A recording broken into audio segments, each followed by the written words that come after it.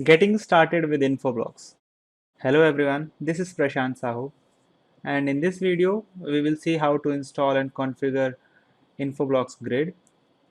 We will deploy NIOS OVA in VMware Workstation, configure IP address in deployed VM, set temporary license, set up a grid and add a member to it, enable DNS services in Grid, and finally we will create a zone name server and an A record to test our Infoblox configuration. So let's get started.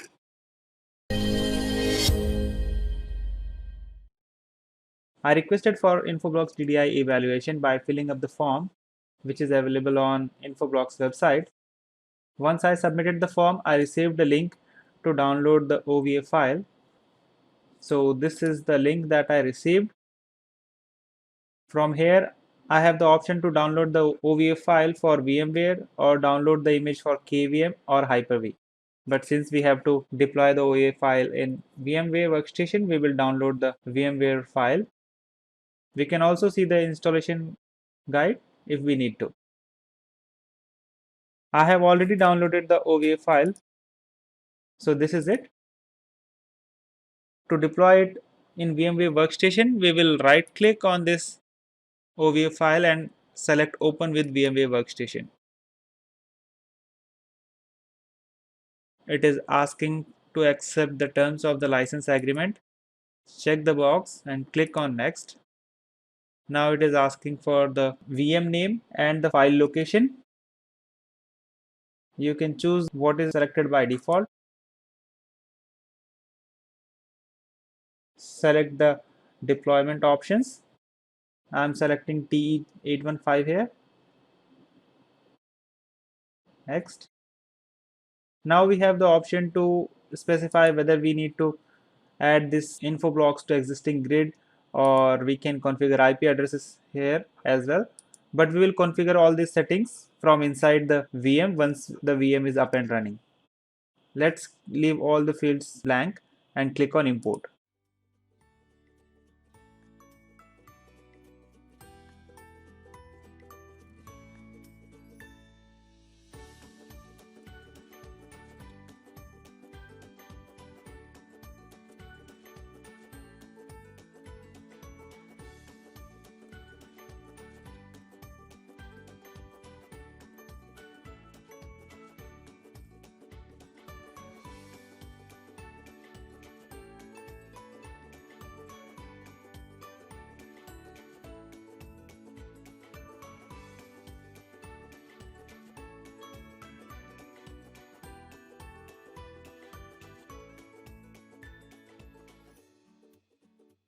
So our Infoblox VM is ready now. Let's log into it. Default username is admin and password is Infoblox.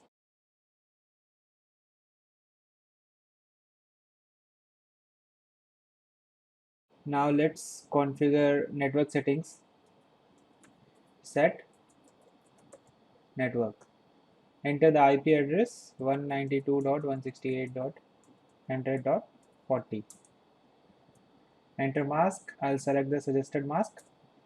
Default gateway is going to be 100.1.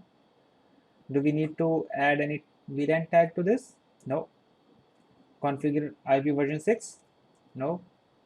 Become a grid member? No. Is this settings correct? We can verify. IP address is 192.168.100.40. Net mask is correct and gateway is 100.1. Say yes. Are you sure? Yes. So the services are up now. Let's log in again.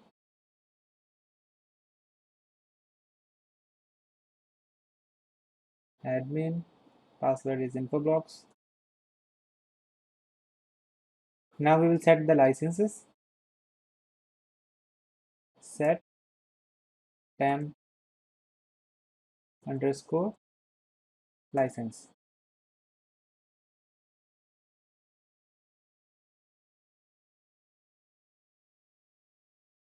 It's giving us the options for which we have to add license. We will add the license for DNS1 with grid, DNS DHCP, Great. We'll select the option 2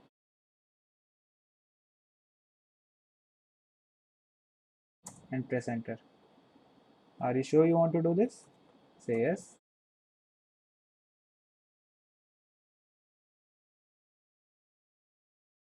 It says UI needs to be restarted in order to reflect license changes. Restart UI now.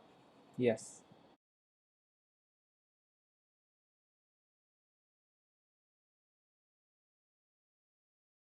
It says UI restart failed because UI is still not working. For that, we have to add an iOS license. Let's run the same command again, and this time we will add license at option number 4. It is asking for the model number for which we need license. I'll enter option 3. Yes. Temporary license installed. Great. Now we can log into this Infoblox using GUI from browser. I'll pull up a browser, enter the IP address of Infoblox.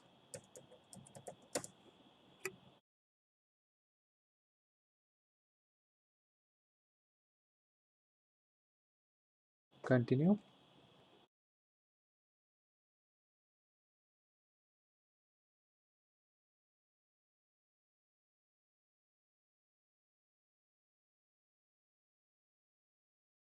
And we will log in using the default username and password, admin and Infoblox.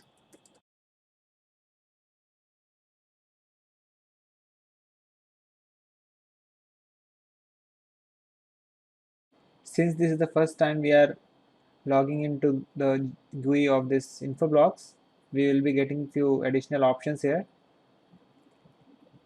Infoblox is saying to accept the terms and conditions of the agreement. I'll click on accept.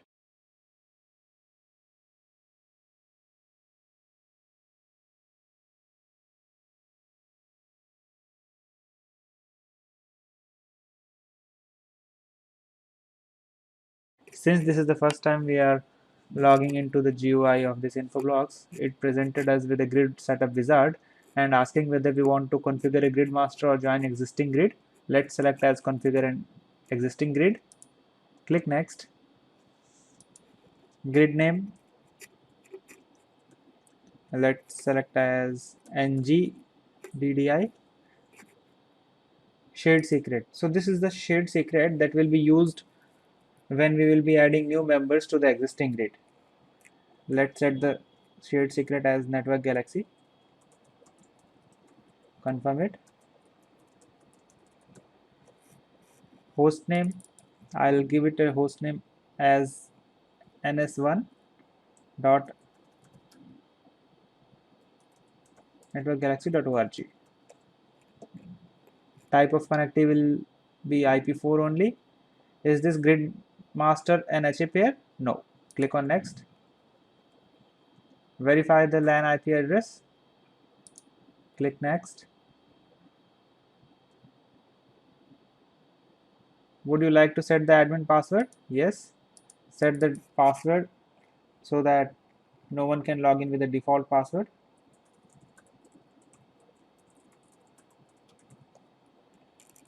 Click next. We can set the time zone here and time. Click next.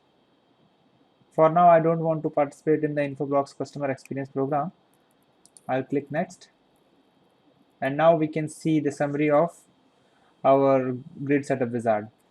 Grid name is ngddi, host name is ns1.networkgalaxy.org, IP address of this Infoblox, time zone, and now click finish.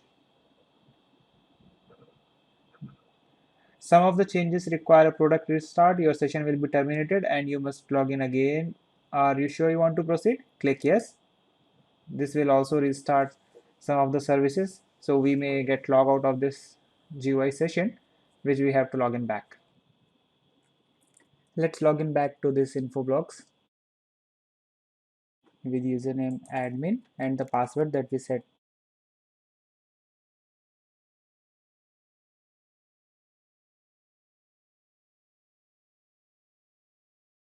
So this is the dashboard from where we can add a record, host records, txt records, mx records, or cname records. We will come to this dashboard later. Let's navigate to grid. Here we can see that ngddi as the name of this grid and ns1 as one of the grid member, which is currently the grid master. To add a new grid member, we need one more Infoblox VM deployed. So I have already deployed Infoblox VM on which I have only configured IP address. That's it. Let's log in to this Infoblox.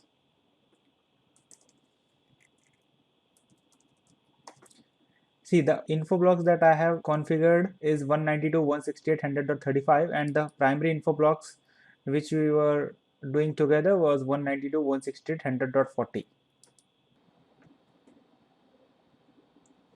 Let's navigate to grid. So we can see that the grid name here is Infoblox and the name of this member is infoblox.local. So we will add this member to our grid so that it can be visible in our primary Infoblox. Now to add this new Infoblox to our existing grid, we have to go to grid manager and click the plus sign here to add the new member to our existing grid. So first of all, we have to select the member type, whether it is an Infoblox or virtual NIOS. Since these are VMs, we will select virtual NIOS here. Host name, we will name that as ns2 dot networkgalaxy.org.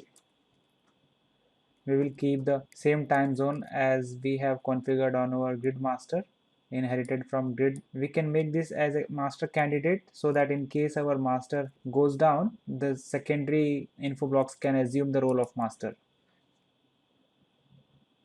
Next.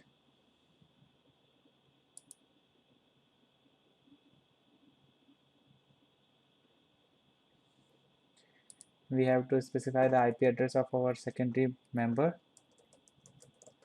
100.35, subnet mask 255.255.255.0, and the gateway is 192.100.1. Click next. We don't have to add any extensible attributes here, just click save and close. So now we are able to see the secondary member here, but the status is still showing as offline. So rest of the configuration we need to do from command line. Let's do that. So this is console of our secondary Infoblox. Let's use the command set membership to configure the membership parameters. Enter new grid master VIP, that is 192.168.100.40. Grid name, let's name it as ngddi that we have existingly configured on our primary Infoblox. Grid shared secret, this is the same shared secret that we configured on our primary Infoblox when we logged in first time to the GUI. I had set it to Network Galaxy. Click say yes. So the restart is complete now. Let's check the status in the GUI. I'll refresh it from here. Okay, we are able to see it as running. So now we have a grid of two members. In case our one member goes down, another member will continue serving the clients. So this is good for fault tolerant.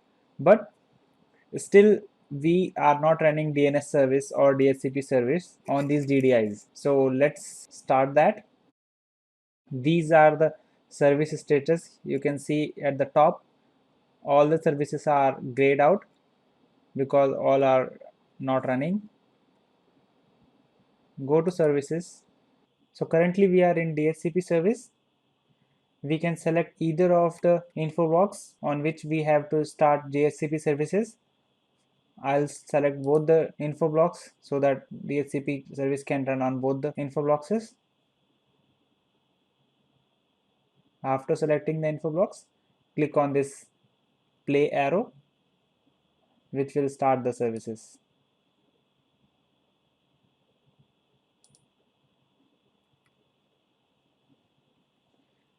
It is asking for confirmation. Just say yes. So I can see a message here. It may take few minutes to start or stop a selected service. Please refresh the page to get the latest status. So let's refresh the page. So DHCP service is working on both the info blocks now. Let's start the DNS service similarly. Click on DNS icon here. Select both the info blocks and click on start. Asking confirmation, say yes. Okay, see, DNS service is running now.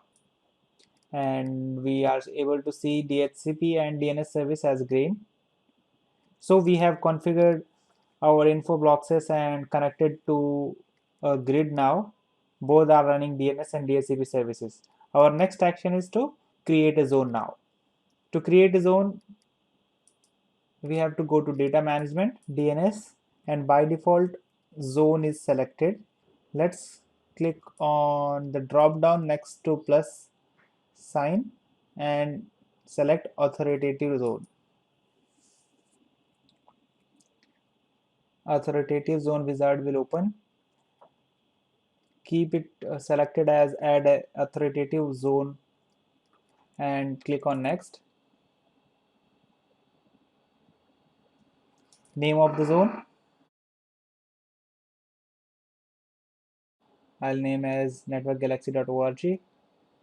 You can add any comment if you want and then click on next.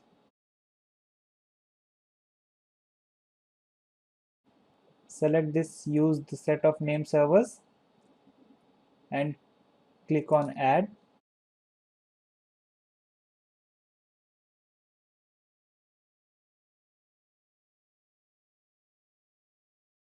It is giving the option as add grid primary. Select.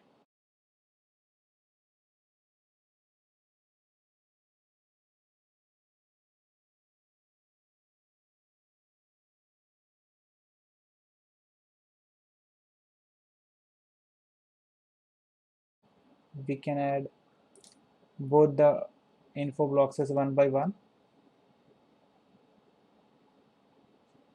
Click on add. Click on add again.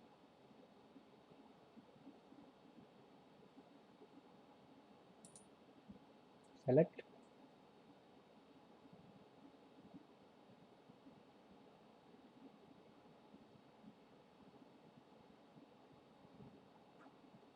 Select name server 2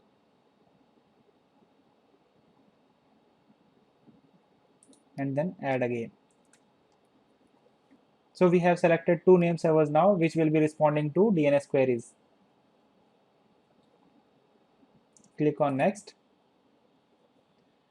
We don't have to add any extensible attributes.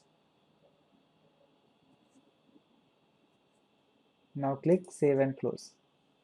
So it is giving me a message. The grid master and all DNS grid primaries should have NTP services enabled for synchronization with external time servers. Do you want to continue? Let's say yes.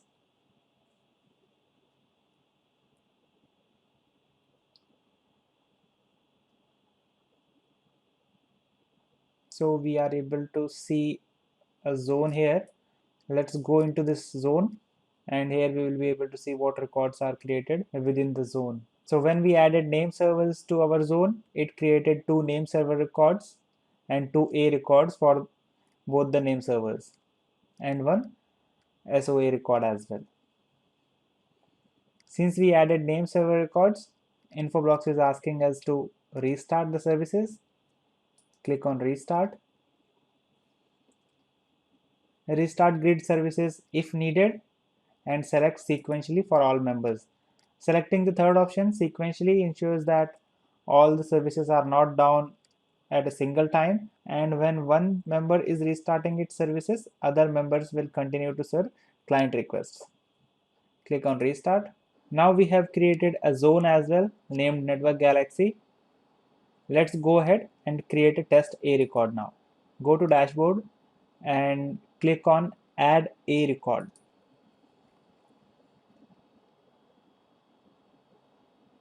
Here a wizard has opened.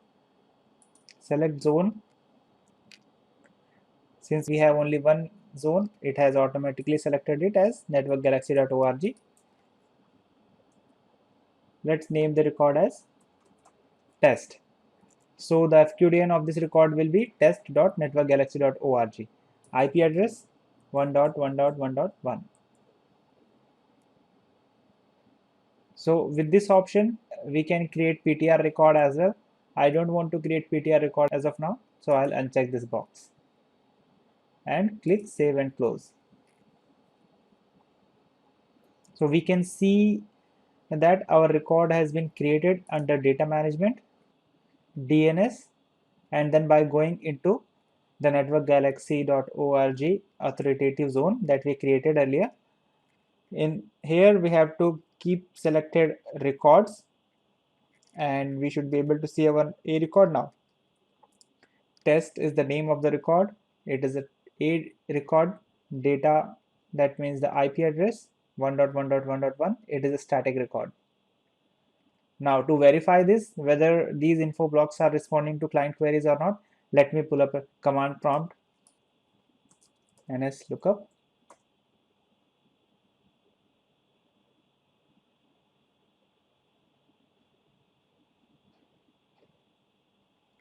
We will set server as 192.168.100.40. I am setting this server manually because by default NSLOOKUP will use the DNS servers that are configured on my system, and those are ISP DNS servers that I don't want to use for our testing. We have set the server.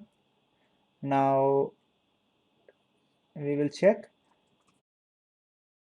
what is the IP address for test.networkgalaxy.org. 1.1.1.1. See, so we are able to get the results now. Let's check the IP address of our ns1.networkgalaxy.org as well.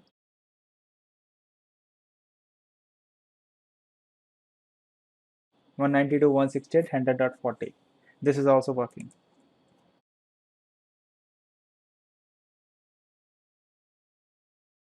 Our name server 2, it has the IP address of 100.35. So it's working as expected. So in this video, we saw how to deploy Infoblox OVA file in VMware Workstation, how to add grid members to the existing grid, and then we saw how to create a zone, name server record, and the A records, and we tested it as well. I hope this video was informative to you. I would like to thank you for viewing. If you liked this video, please do like, comment, share this video and subscribe to my YouTube channel. Thank you for watching.